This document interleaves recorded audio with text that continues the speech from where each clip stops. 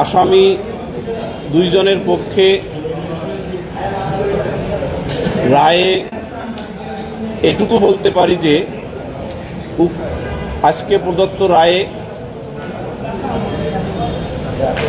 আমি আইনজীবী হিসেবে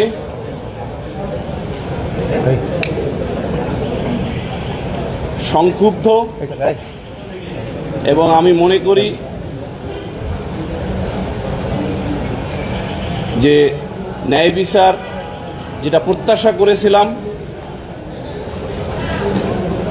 সেই প্রত্যাশা অনুযায়ী ন্যায় বিচার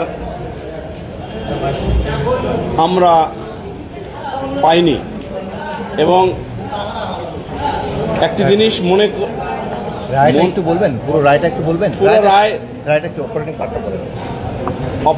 অপারেটিং পার্ট হলো সংশ্লিষ্ট ট্রায়াল ট্রাইব্যুনালের যে রায় দেয়া হয়েছিল এই রায়টি অ্যাজ ইট ইজ বহাল রাখা হয়েছে। অর্থাৎ সংশ্লিষ্ট ট্রায়াল ট্রাইব্যুনাল যাদের ফাঁসি দিয়েছিলেন এবং যাদের যাবজ্জীবন দিয়েছিলেন তাদের অ্যাজ ইট ইজ বহাল রাখা হয়েছে।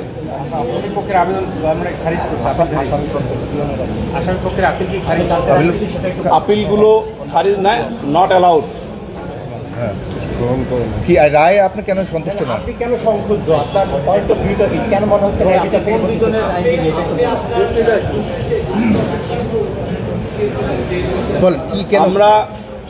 আমি যে দুইজন আসামির পক্ষে যুক্তি দিয়েছিলাম তার মধ্যে প্রধান মোর্শেদ অমর্ত্য ইসলামের ক্ষেত্রে যুক্তি ছিল যে সে এজাহারে নাম ছিল না, তার বিরুদ্ধে যে চারজন সাক্ষ্যের ভিত্তিতে সাজা দেয়া হয়েছিল ট্রায়াল ট্রাইব্যুনালে সেই চারজন সাক্ষীর সাক্ষ্য অর্থাৎ তাদের জবানবন্দিতে সেই বক্তব্যগুলো নেই।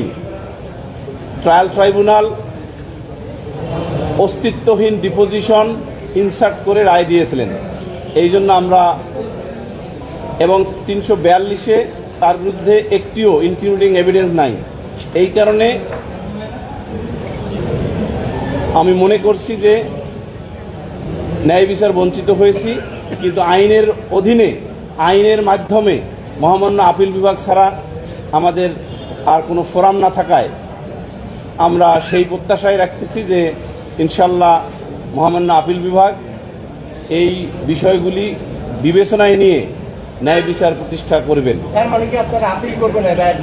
আমরা আপিল করব, রাইট। আমরা মহামান্য হাইকোর্ট বিভাগের রায়ের সার্টিফাইড কপি হাতে পাওয়ার পরপরই মহামান্য আপিল বিভাগে আপিল করিব।